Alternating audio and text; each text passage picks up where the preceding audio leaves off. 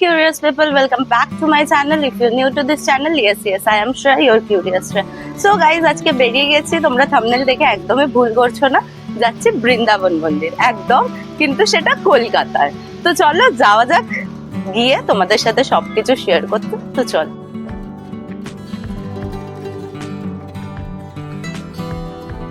Curious পৌঁছে গেছে এখন বাগবাজার। তো হেঁটে হেঁটে যাই, যতটা আমি শুনলাম আর ম্যাপ দেখলাম যে গিরিশ ঘোষের যে বাড়িটা আছে তার থেকে একটু এগিয়ে গিয়ে যে গলিটা পড়বে সেই গলিটার মধ্যেই মন্দিরটা। 5টা বাজতে যায়, 5টায় খোলে মন্দিরটা। তো যাই, গিয়ে দেখি তোমাদের, আমি নিজে গিয়ে আগে রাস্তাটা বুঝি, তারপর তোমাদের সাথে এক্সাক্ট লোকেশন শেয়ার করবো। তো চলো যাওয়া যাক, গিয়ে একদম কথা বলছি।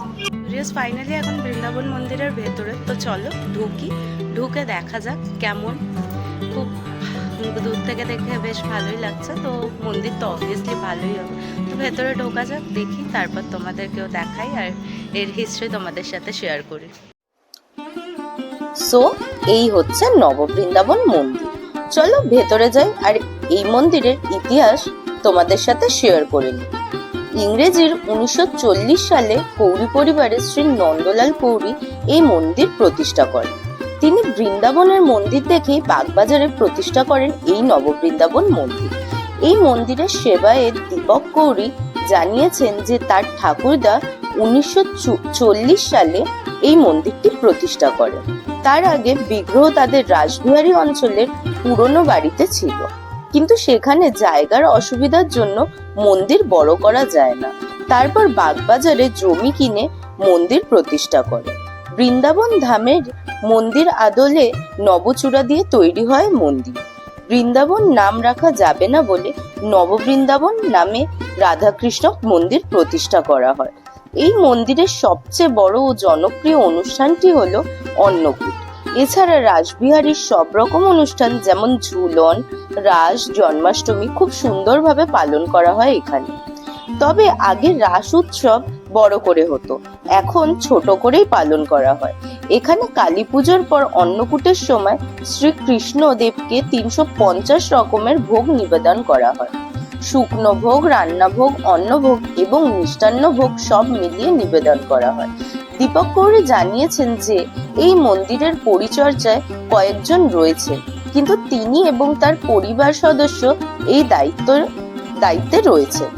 তিনি জানিয়েছেন তাদের পারিবারিক ট্রাস্ট রয়েছেন, সেখানে মন্দির প্রতিষ্ঠাতা নন্দলাল কৌরির নির্দেশ অনুসারে দুর্গা পুজো এবং অন্নপূর্ণা পুজো মন্দিরের ঠাকুর দালানে হয়।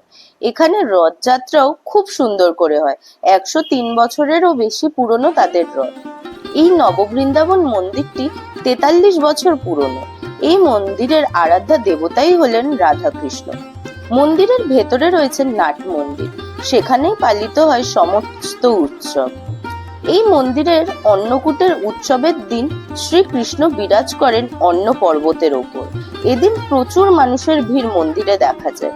মন্দিরের নাট মন্দিরে রয়েছে শ্রী নন্দলাল কৌরির একটি মূর্তি। এই মন্দিরের রাধাকৃষ্ণকে বলা হয় রাসবিহারী এবং রাজেশ্বরী। দক্ষিণমুখী মন্দিরটি নবরত্ন শৈলীর। এই ছিল এই মন্দিরের ইতিহাস। কিন্তু এখানে যাওয়ার পর একটা অদ্ভুত শান্তি আছে, যেটা মন্দিরটা এতটাই শান্ত যে তোমাদের গেলে খুবই ভালো লাগবে। তো আমি বলবো একবার তোমরা যাও। আমি ভিডিও শেষে তোমাদের অ্যাড্রেসটা দিয়ে দিচ্ছি, আর অলরেডি আমার অ্যাড্রেস ডেসক্রিপশনে থাকবে। আর এখানে মানে যারা মন্দিরটা দেখাশোনা করেন, যারা ছিলেন, তাদের ব্যবহার এতটাই ভালো যে কি বলবো, তাদের কথাবার্তার মধ্যেও একটা অদ্ভুত শান্তি রয়েছে। তো তোমরা এখানটায় যাও, আর এখানে ভিডিও করা বা ফটো তোলার সবই অ্যালাউড আছে, কেউ কিছু বলে না। শুধু একটু শান্তি ভাবে সবকিছু চেল্লামিল্লি না করলেই হলো। তো এই ছিল আজকের এই ভিডিওটা। তো মন্দিরটা এবার পুরোটা তোমরা দেখতে থাকো, বাদবাকি ডিটেলস তোমাদের লাস্টে দিচ্ছি।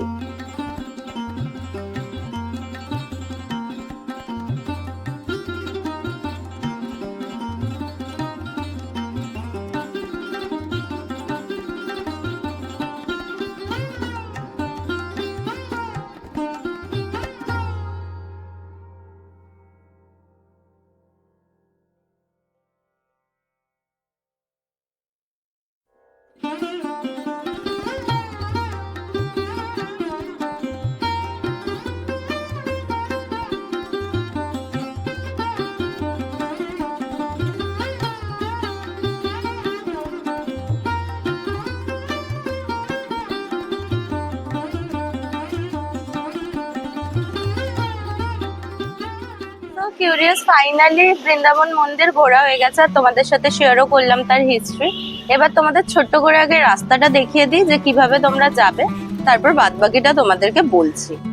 এই হচ্ছে তোমাদের বলরাম মন্দির বা রামকৃষ্ণ মঠ। ঠিক তার অপোজিটে রাস্তায় তোমরা দেখতে পারবে, ঠিক তার অপোজিটে একটা ফুচকার দোকান। সেই যে পাশ থেকে যে গলিটা চলে যাচ্ছে ওখান থেকে 2 মিনিট। কিউরিয়াস এটাই ছিল রাস্তাটা। এইদিকে তোমার বলরাম মন্দির, রামকৃষ্ণ মঠ, আর ওই ঠিক অপোজিটের পারে যে রাস্তাটা চলে যাচ্ছে ওখান থেকে একটু হাঁটলেই তোমরা পেয়ে যাবে হচ্ছে বৃন্দাবন মন্দির, নব বৃন্দাবন মন্দির। আর ম্যাপেও লোকেশন দেখে নিতে পারো। তো এই ছিল। এবার তোমাদের টাইমিংটা বলি। মন্দির খোলা থাকে হচ্ছে সকাল 8:30 থেকে বেলা 12টা পর্যন্ত, আবার বিকেলে খোলে তোমাদের 5টা থেকে 8টা পর্যন্ত। আর পুজো দেওয়ার হলে পুজো দিতে পারবে তোমরা সকালবেলায়, সন্ধ্যেবেলায় পুজো দেওয়ার কোনো ব্যাপার নেই, এমনি ঘুরতে পারো। তো এটাই ছিল আজকের ভিডিওটা। আজকে রাস্তায় ভিডিওটাকে এন্ড করছি, বিকজ আমি এখান থেকে যাবো একটু হাতিবাগান, আমার কিছু কেনাকাটা করার আছে।